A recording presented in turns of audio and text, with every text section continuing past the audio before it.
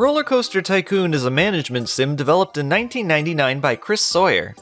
The objective of the game is to effectively build and monetize the amusement park of your dreams. As is expected from a sim, you would use a mouse to navigate its menus and interact with the game. RCT, for short, is known by most to be a game for computers, not consoles. However, in the early 2000s, it was picked up by Frontier Developments, who were responsible for programming Chris Sawyer's code to the original Xbox.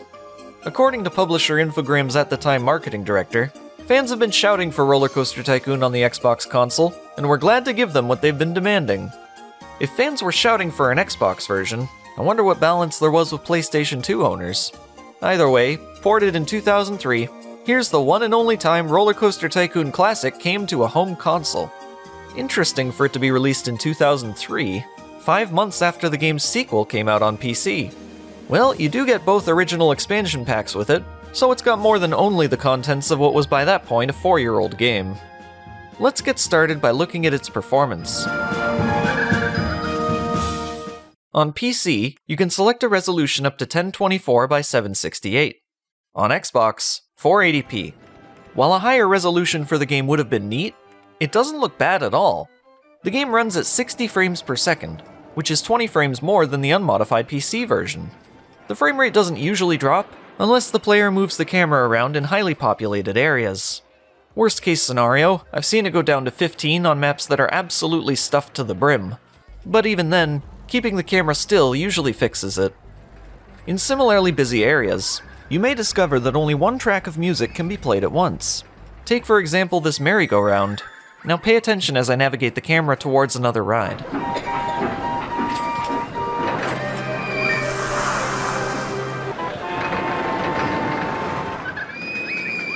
So how about the port's presentation?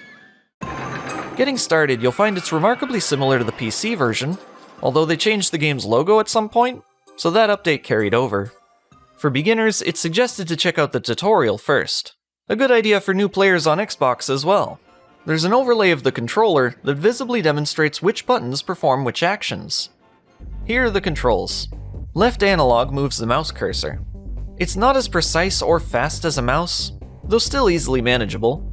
I'll admit I've found myself over or undershooting something small on the screen, but it's no big deal. Right analog moves the camera around.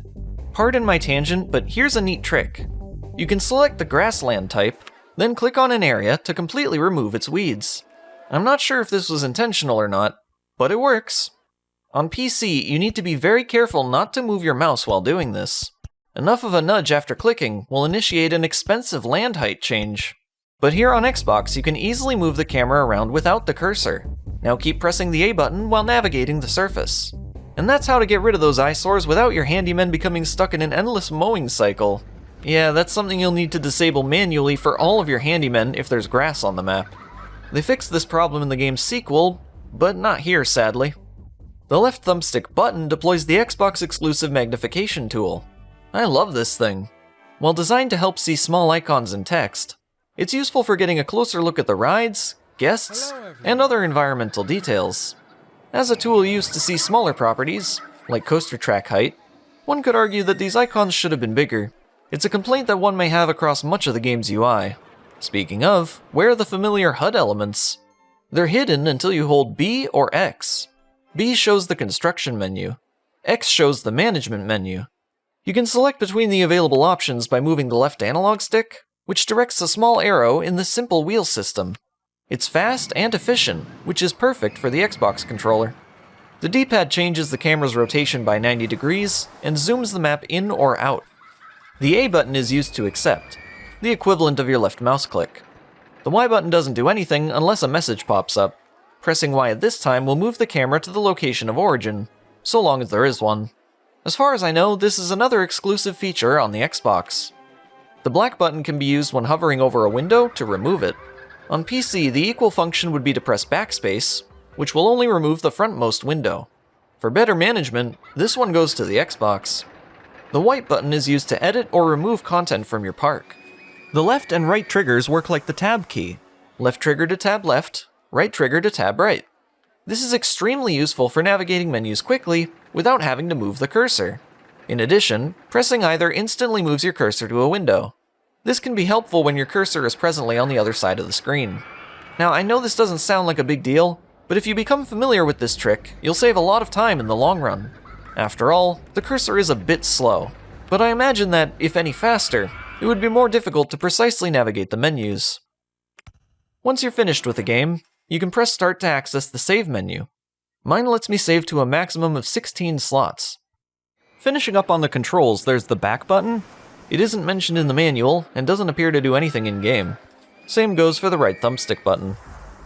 All the original game's functionalities are here. Other than the controls, it's exactly the same as the PC release. Even down to the Mega Park you unlock after completing all main scenarios. This is an older recording from my first Xbox that died a couple of years ago.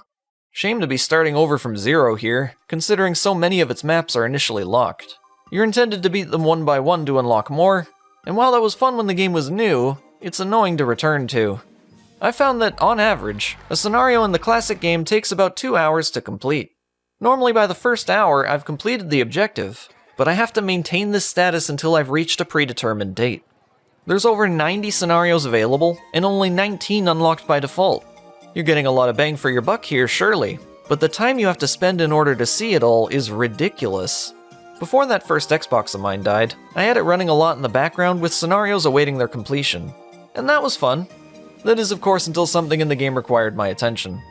Doing this today was still the relaxing experience that it was back then, although the introduction of OpenRCT2's Fast Forward feature has made going back to these original releases of the game feel like a waste of time.